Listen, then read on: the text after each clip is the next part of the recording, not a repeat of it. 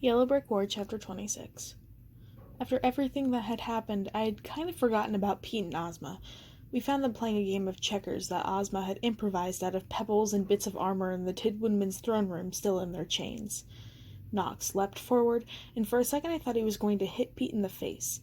Not that I would have stopped him, although technically I was the one who should have been punching Pete. He'd clocked me in the face before he'd summoned Glinda and gotten Polychrome killed. Checkers? Nox growled. Are you serious? People died out there. I thought it was a good idea to keep her quiet and hidden, Pete said miserably, glancing at Ozma. We all stood in silence looking at each other while Ozma burbled happily, moving around her rocks and bits of metal. Pete looked haggard and anxious. His green eyes blazed in his thin face and his dark hair was even shaggier. But Ozma looked perfectly serene.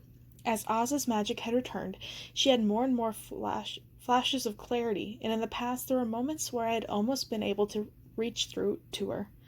I remembered the vision of her that Polychrome had revealed, serene and regal and powerful, but that Ozma was still lost somewhere, and we had no idea how to bring her back.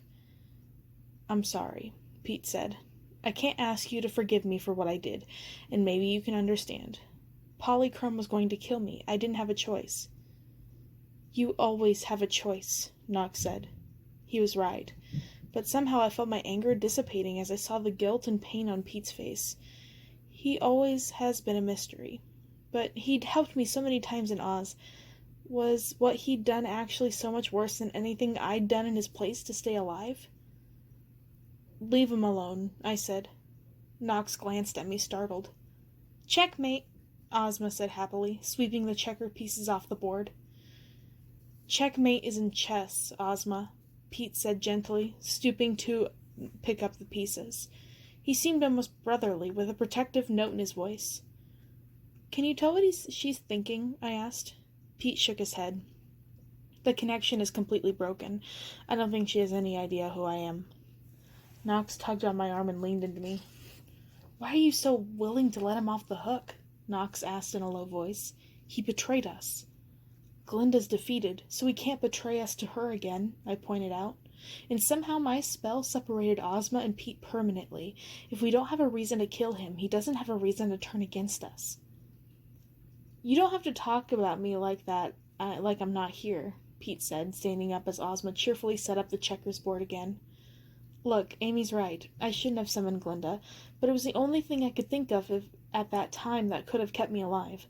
I had no idea she would kill Polychrome or destroy Rainbow Falls. You could have done 100 different things, Nox said coldly. Instead you got people killed. People like Annabelle. Polychrome would still be alive. I sighed. Nox, I don't trust Pete, but I don't think he can harm us anymore. Even if he could contact Dorothy, he doesn't have any reason to. Kindness can be a weakness too, Nox said, not taking his eyes off Pete. That's not what you've been telling me, I said. All along, you said it was the thing that made me different. I couldn't say why I wanted to spare Pete. Nox was right. So far, kindness had done nothing to me but get me nearly killed. But if Oz's magic was changing me into some kind of monster, maybe my willingness to forgive Pete was proof that it hadn't swallowed me up entirely.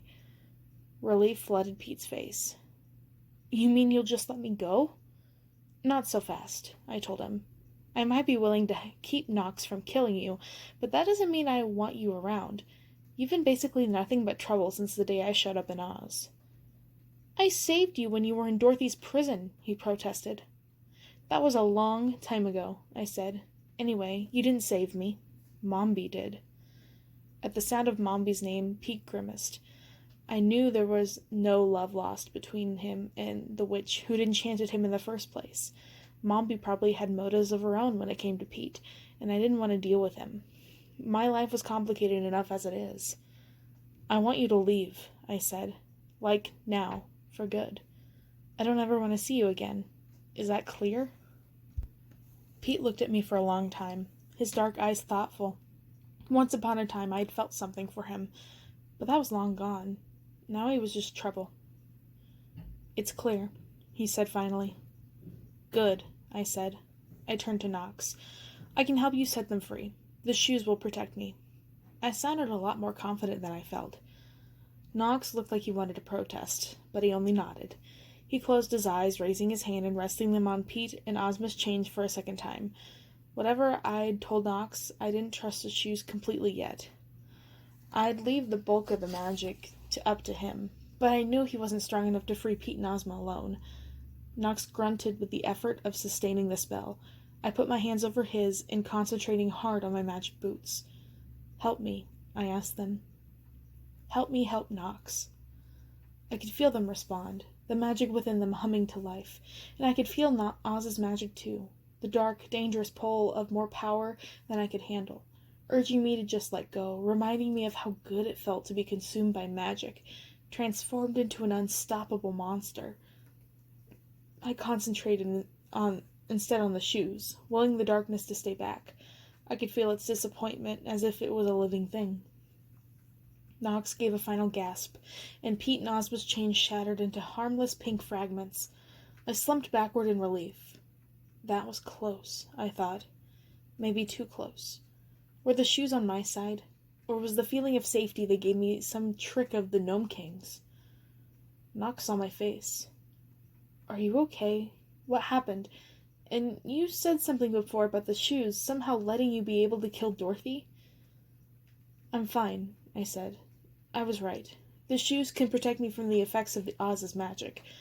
I don't want to push my luck, but I can use magic if it's necessary. And yeah, whatever was binding me to Dorothy before, the shoes have undone." Knox shook his head, but he didn't reply. I knew he thought I was wrong. The magic was too much of a risk. I knew too, and there was a strong possibility he was right.